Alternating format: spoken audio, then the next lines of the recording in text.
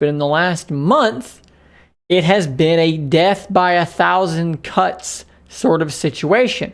There is not one single game-breaking, that's it, I can't use the Duo anymore problem. That death by 1,000 cuts, that love-hate relationship is so strong, and it is beginning to wear me down.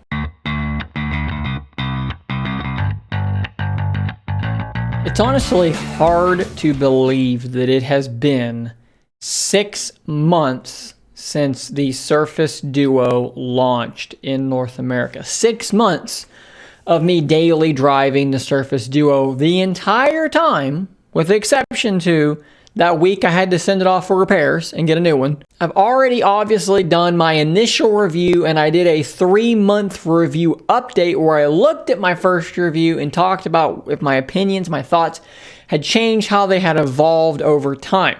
And honestly, from month 1 to month 3, my opinion really hadn't shifted all that greatly. It kind of felt like I was not necessarily repeating myself, but I didn't really change a lot of thoughts in that first 3-month period.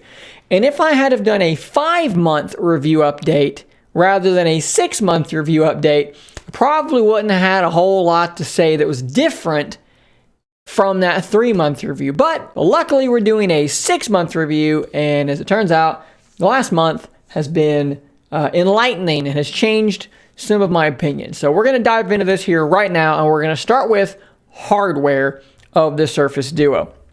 As I have said in my other videos and of my other reviews, I think that the hardware of Surface Duo, from the physical, tactile perspective, from the visual perspective, I think it looks great. It looked great. It continues to look great. Other people are bothered by the bezels. I am not bothered by the bezels. I think there's something about them that I like, actually. I think I like them from the standpoint of having something to hold on to when you're folding it back and forth and not wanting to touch your screens. I still love the way that the thing looks. I think it looks really good. It's really nice and thin. I think it looks great. However, how has it held up over the 6 months? Well, that's a different story. We have a few problems to talk about here. Problem number 1 is my charging port is cracked, and it is likely going to fully break at some point in the near future. It will still be able to be charged, but this little piece of plastic on the side is getting a little bit looser here in the last day or so. Not great. This is a pretty common problem.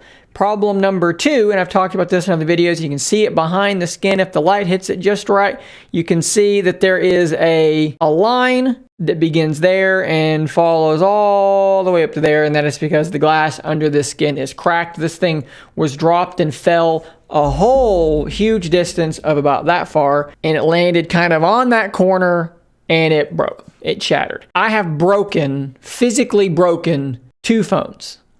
One was a Samsung Galaxy S3. That was the last Samsung phone that I had daily driven. I used it for 2 years before it finally, when it fell, it hit the ground, and the screen stopped working. The other one is the Surface Duo, and it happened, I think, month 4, month 5, something like that, and it fell from a very small height, and the glass has shattered. I could bring in here a big basket full of phones, all of which are in perfect working order. Very few scratches, no breaking of back glass, things like that. I take very good care of my phones. None of them have broken, but the Surface Duo. The storage of my 128 gigs, I'm using 47 and a half. I'm not touching my storage. So Surface Duo looks great. Like I said, I love the way that it looks, but it is a very fragile phone. Now, I know a lot of you guys are probably saying, Shane, why don't you have the bumpers on? Well, the bumpers are something I'll talk about in the software section of this video, because I can't use the bumpers and use this phone because the bumpers freak the phone out and make me go crazy. The plastic around the perimeter is too fragile. The back glass is too fragile. But yeah, from the hardware perspective, I mean, look, Snapdragon 855, 6 gigs of RAM. These are the things that people were upset about 6 months ago. They're probably still upset about them. I think the phone is plenty fast enough. 855 is fine. 6 gigs of RAM is fine. In a lot of ways, the hardware is still excellent. However, it is probably the most fragile phone I have ever owned. All right, so what about the experience of doing two things at once? The experience of actually using Surface Duo for its intended purpose, two things at once. How is that? It's still awesome. I've said it once, I'll say it again. When Surface Duo is working correctly, there is not a device on the market that can compete with what it can do. There are phones and devices that can do two things at once. Fine, but they do it in software. On Surface Duo, if I want to open up Twitter and then open up my email, that's how I do that. It's as simple as that. I don't have to long press, swipe up and hold, press a button, drag a thing. No, I just launch the apps that I want to use, and there they are. It's still the only thing that does this, and it's still the absolute best at two apps at once. In terms of apps that will properly span, which is to say apps that when you drag them to the middle, they will take up the full screen and they will adjust and have different content on both sides. That's just not something that anybody is updating their app to support. Very few apps have updated their apps to support that feature. And honestly, I don't care. It doesn't mean anything to me, because for me, the point of Surface Duo is not having the same app open on two screens. The point is having two apps open on two screens. TikTok, strangely enough, was updated to support this feature. And you can do that, and that's great. And I can scroll through TikTok, I can click on a video, and there it's going to play. And if that's something that you want to do, I'm sorry, there's not a lot of apps that are going to do that kind of thing. But personally, I don't care. That's not why I carry Duo. In fact, that is really the selling feature of Surface Duo above everything else. It is the ability to launch an app, then launch another app. Whether it is the idea of having YouTube open on one screen and having Reddit open on the other, or Twitter open on the other. You're watching a video, you're scrolling through social media at the same time. You can flip this app over to there and then launch it on the other one, whatever you want to do. The absolute buttery smooth ease of that is the selling feature of Surface Duo. Everything else is slightly irrelevant when it comes to Duo for some people. So let's dip back over to that hardware section again, and let's talk about something that is hardware and software, and that is the camera. Has the camera improved? Has it changed? What's going on with the camera since launch? Well, it has improved in terms of quality ever so slightly, but in terms of usability, it is still bad. The camera is hard to use and it doesn't take good pictures. And I know that, I hear all the time, I've gotten good pictures with my Duo, and I fully accept that you can take pictures that are passable for social media. But for me, someone who is a photography nerd, someone who loves taking good pictures, not just for Instagram where it gets crushed into garbage, but for me to look at, this is not a good enough camera for me. It is about as good as a mid-range camera was 7 or 8 years ago. The pictures are grainy, they're noisy, and they're a little flat in terms of their color reproduction. It's just not a good camera. And then you factor into it the fact that it is relying on the gyroscope for so much, and it becomes incredibly frustrating. The best way to launch the camera, if you want to take a picture out into the world, is to close your Duo, and you want to make sure it's closed in FOMO, but you want to make sure that that camera is facing out into the world. So you want to flip it around, hopefully that's there. Now you've got your camera facing out, your screen facing in, and you can either launch the camera through the launcher, or you can double tap the power button like so, and there is your camera. And like I've said in many videos, while it's working, that's pretty good because it's a really, really big viewfinder, and that's fun to use, and it's really nice. But the problem comes when you go to flip it around to do something with it, it just flips screens. See if I can get it back around without flipping. You got to be very deliberate with it. Okay, we're okay. So what will happen to you is you're going to go take a picture. You're going to turn to go do something, whatever, and the thing is going to flip screens. And you didn't want it to. Or you're going to want it to flip screens, and then it's not going to. And it seems to be incredibly inconsistent. There are times that I've filmed a video where I've done this, and it has worked. See there, it didn't flip. Didn't flip. Didn't flip. That time it did flip.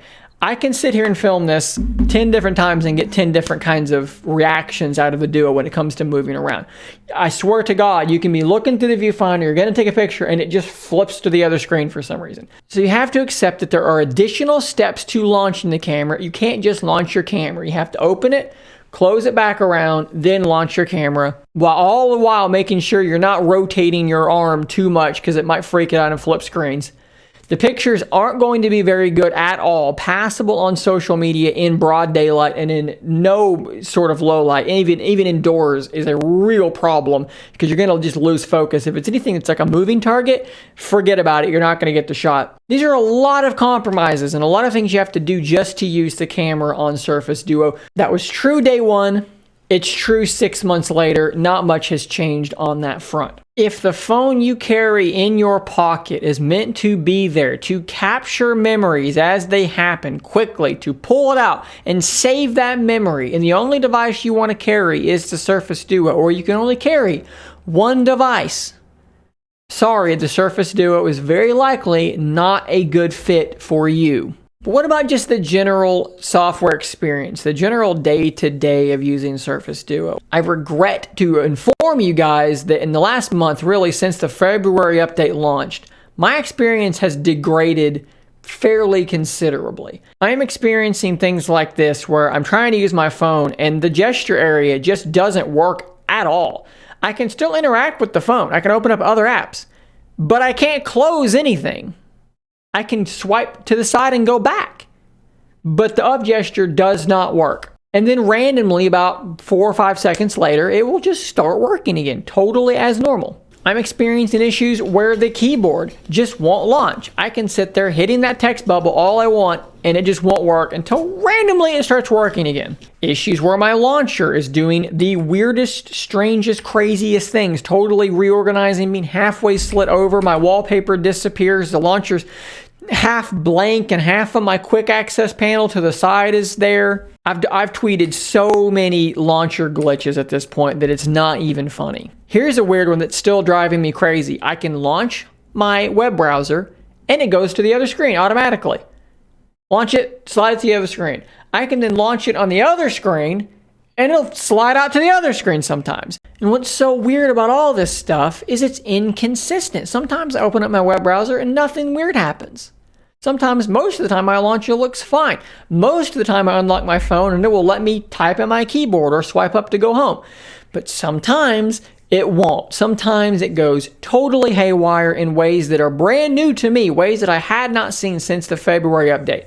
In fact, the other day, I was sitting here at my computer with my Surface Duo in this little stand right in front of my screen. I looked down and my Duo is just rebooting.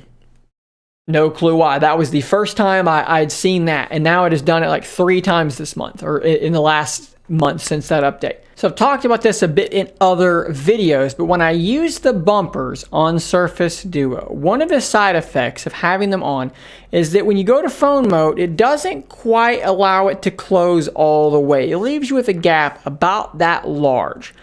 And when I have a gap that large on my phone, what winds up happening is when I unlock the device, I will more often than not, and of course if I try to film this, it's likely to not do it, but a lot of the time what will happen is I will wind up with a situation where I unlock the phone, and instead of having one screen on and the other one off like it is now, it will unlock and both screens will just be on and both will be looking for button presses and so forth. I'm not sure that I can get it to replicate that experience right now because of course it knows it's being filmed, so it doesn't want to do this. But this was so prevalent and so consistent that I effectively could not unlock my phone in phone mode because both screens would come on and the phone I'd be sitting here trying to do something, wondering why nothing's working. It's because I'm touching stuff on the back screen, launching apps, doing all sorts of things on the other screen because both screens are not supposed to be on, but they were.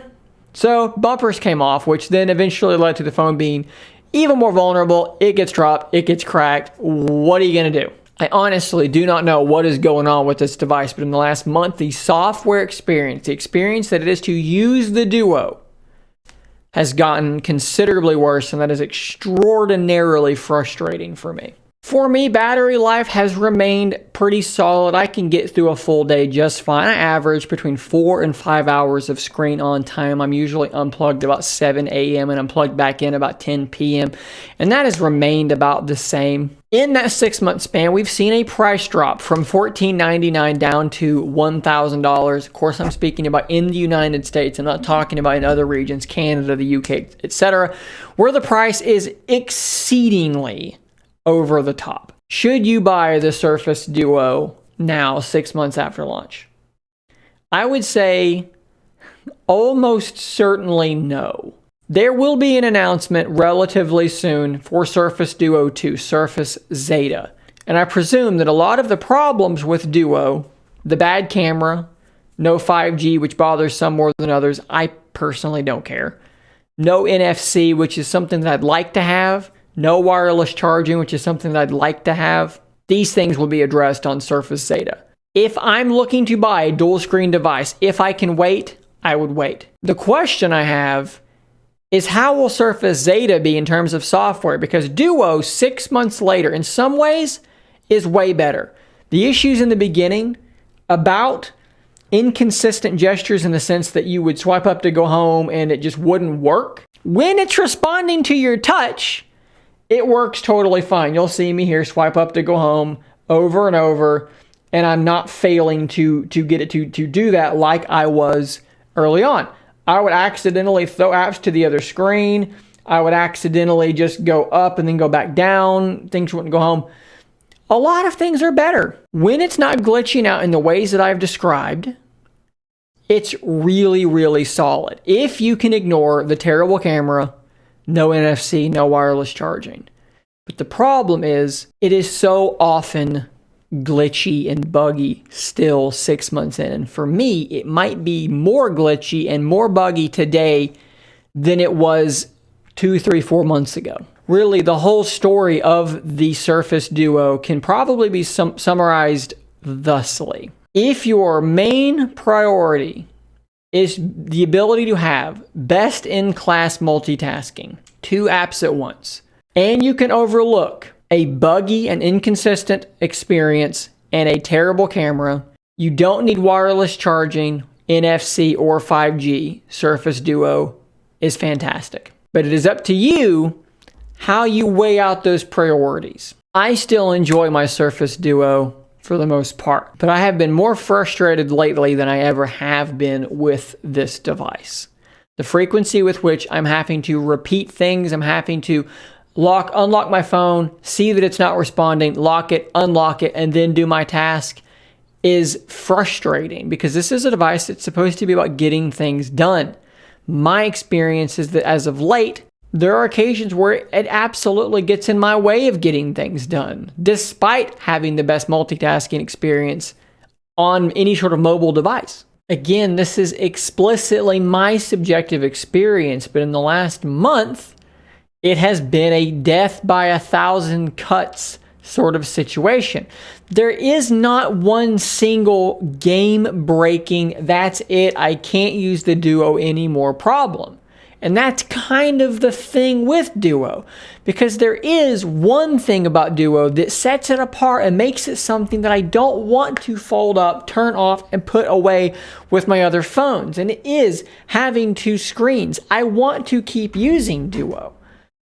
But that death by 1,000 cuts, that love-hate relationship is so strong, and it is beginning to wear me down. The camera being bad doesn't kill me. It's frustrating. Unlocking my phone and not being able to go home doesn't kill me, but it's frustrating. Hitting the text bubble and not being able to get my keyboard to show up doesn't kill me, but it's frustrating. On and on and on and on. And eventually, the one giant thing that is so important to me about Duo, the 2 screens, represented by a mountain, now all these small stones of issues are piling up until it's damn near as tall as that mountain that is the dual screen use case. So guys, that is my Surface Duo 6-month review. I hope that it is useful to some of you guys out there watching. I'd love to know what you guys think if you've had this thing for this long, 6 months in. What has your experience been like? Please drop that in the comments down below. Stay tuned for more coverage of Surface Duo as I continue to learn and grow with Surface Duo. As more updates do come out, of course, I will be covering them here as they happen. So keep an eye out for all that good stuff, and until next time, stay nerdy, my friends.